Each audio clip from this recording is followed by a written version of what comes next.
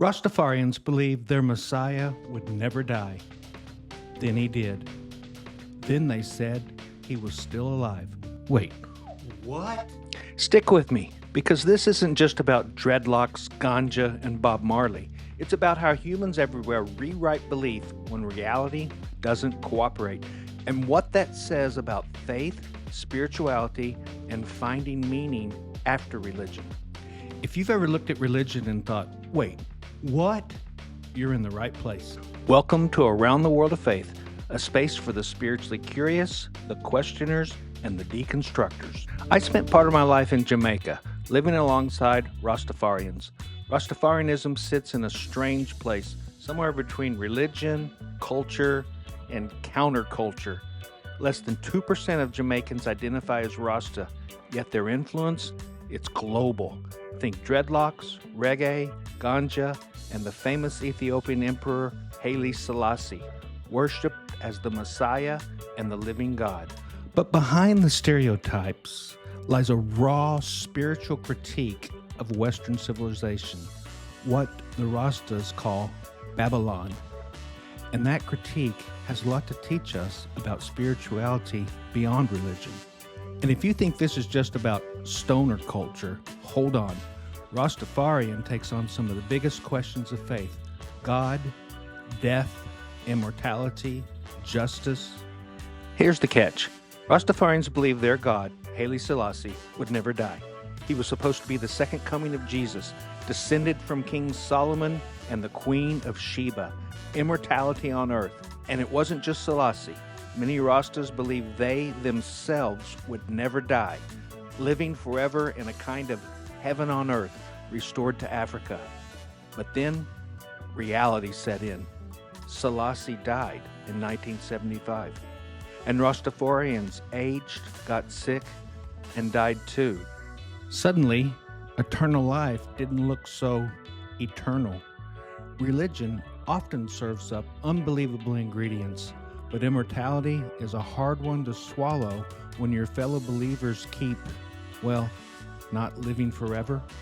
And yet, like so many faiths, the movement pivoted. Death became reincarnation. The myth adjusted to preserve belief. Sound familiar? Christianity, Islam, Buddhism, nearly every religion rewrites its story when reality doesn't cooperate. But here's where it gets fascinating, because despite the contradictions, Rastafarianism still works for people as a source of identity, resistance, and spiritual connection. And that says something about the human need for faith. This isn't unique. Ancient Egyptians worshipped pharaohs as divine rulers, half human, half God, whose very bodies kept the universe in order.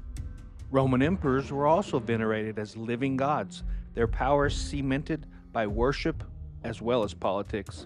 And Japan's emperors were considered divine descendants of the sun goddess, revered while still alive. Christians declared Jesus both fully God and fully human, a paradox that became the cornerstone of Western faith.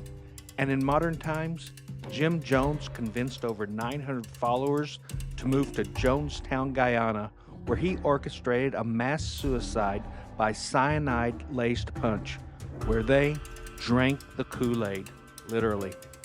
Others tried the same Messiah act with equally extreme results. David Koresh in Waco, Texas, the Kim dynasty in North Korea, even many Hindu and Buddhist leaders are revered as divine. These leaders weren't content with mere earthly power. They sought to be worshipped as divine. And Rastafarians, they took an African king, crowned him God, and declared the corrupt Western world had lost the true path. Marijuana became not just a drug, but a sacrament. Dreadlocks became a vow, straight out of the Old Testament. Music became worship. Reggae moved from Kingston to the world. It's the same ancient pattern, using symbols, rituals, and myths to carve out meaning in a chaotic world. For some, it justified empires. For others, a way to resist them. It was in Kingston, Jamaica, at my apartment, where I met Kenneth, and he was a Rastafarian and he was the caretaker of our grounds. First time I saw him, which was the first night I moved in, he was in the backyard with a machete. He stepped out from behind large fronds of this tree, and my brain screamed, "Flee!" But he just smiled and he said, "Give tongues, man." At first I thought he meant tongues, like the Pentecostals in Jamaica who shout and writhe on the church floors. But in Patois, the English language of Jamaica, what Kenneth was really saying was much simpler. Give thanks, give thanks. Every night I'd smell ganja drifting through our windows while Kenneth hacked back the jungle. He'd call out, "Give thanks," and keep moving. And something about that stuck with me. Because isn't that what faith beyond religion really is? Not clinging to immortality or divine kings, but learning how to give thanks and keep moving. Rastafarians might seem like stone prophets worshiping a dead king, but they also rejected greed, they sought dignity, they sang for freedom, and they found God in ganja, community, and music. Maybe the point isn't whether Haile Selassie was God, but that people need symbols, reminders to resist oppression, to search for peace, and to keep moving. I don't believe in immortality on earth, but I do believe in gratitude, in music, in connection, the ways faith can give resilience against impossible odds. If you've left religion but still feel a pull towards something spiritual, you're not alone. So here's my challenge. When life feels overwhelming, take Kenneth's advice. Give thanks and keep moving.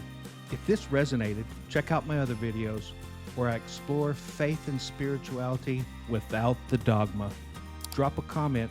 What did you keep from religion? And what did you leave behind? Stay curious. Stay grateful. See you next time.